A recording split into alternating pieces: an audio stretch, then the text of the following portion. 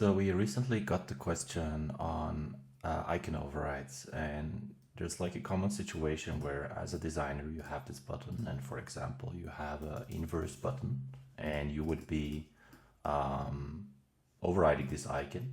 So on this icon, this icon would be a property that would be overridable, and you would override this icon. And in this case, it's not an instance yet. So let me just fix this first so I can give my example. So you would have your both buttons, right? 500 pixels, 500 pixels. This refers to this 500 pixels icon, and we want to change it to the other icon. But sometimes you will notice that when you try to change the icon in the button to the other one, it will end up being black, its original color, and not what we expect here. So an easy way to fix this is that if you go into the icons themselves and you give the layer names a vector, for example, so just the same layer names, you can, let's try this again. If you now change the icon, it will preserve the color override. So this is the easiest way, right? This is the simple way. But what if you do not have control over all the layers? So for example, if you use Obra icons, you might see that the icons here are actually the vectors. So you would either need to flatten all the layers or use another technique. So let's call this Obra icons, and then let's apply the alien icon here and the align text justified icon to this button, and let's use this same technique. Well, actually, let's create another button. So the first button would be the button relying on layer names, and then this button is the button relying on what we call the pixel override hack. So on the pixel override hack, so let's first put like the default icon here. Let's make it the alien. What we're going to do is within the icon, we will make a group, then we will make a frame. Then within the frame, we will draw a rectangle of 1 pixel, and we will put it absolutely positioned. So ignore auto layout, and maybe for cleanliness, we will put it on the 0, 0 position. And actually it should be inside of this frame here. So let's fix that so that it's here, right? And on this frame, we will call this frame pixel override hack, and we will make this frame a boolean group. So you click union, sometimes it might be helpful to have another frame to make sure that the frame itself is 24 by 24.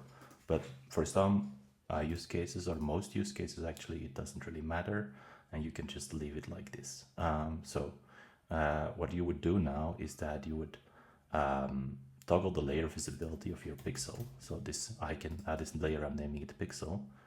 We toggle the layer visibility, and what's happening is that this icon is getting the color of its union. So in this case, let's make the union black, but then on the other variant, let's make the union white. And what's gonna happen is that if we use this version and we also make the icon editable, so let's make that icon editable by making that property icon, a new property actually, icon 2, or just a new icon. Yeah, it's called icon 2 by default. Figma is doing that. I think because it already had this old icon property, right? So we can remove that, and at this point we see that it already works, but let's just make sure that we can change the icon here, right? So this one, alien, should be attached to the property icon 2, and within the property icon 2 we should be able to change the value, for example, to the align text justified. So if we put this in here and change alien to align text justify, the color is there, but that's normal because it's black. But if we change the button type, and at that point we also need that property here, so let's attach the property to icon 2. You see that it works. It puts the color that is actually on the union group onto our button. So let's change this around, and that just works. So those are the two techniques To make it happen, the first technique just relies on the icon names. So you have vector and vector for everything. And the second technique relies on having a union. In this case, we don't actually need this subframe here. It should probably be called like pixel override hack on this level.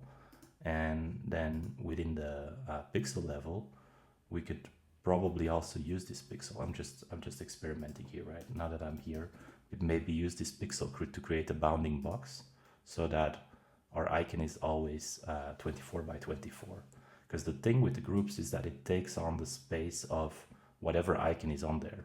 So let's say that you have this very small icon, like an icon that's visually very small, like for example, just this vector. What you will see is that, and this is something I only recently noticed, is that let's say this is also an applicable vector, and let's call it dash or something.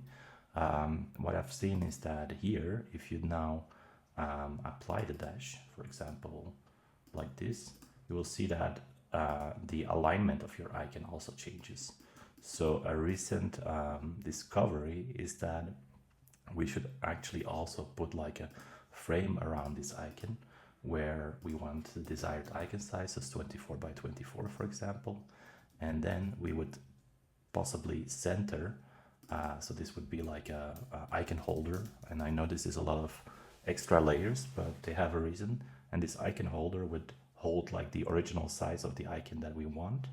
The pixel override hack would be within that icon holder, and somehow that logic then preserves the actual width and height that we want. So in this case, I'm going into pixel override.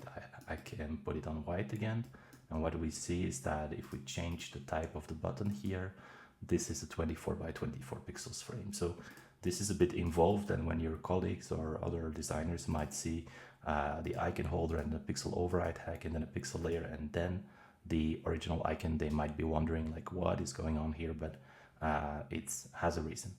So those are the two techniques to make sure that overrides on icons, color overrides, that they still work.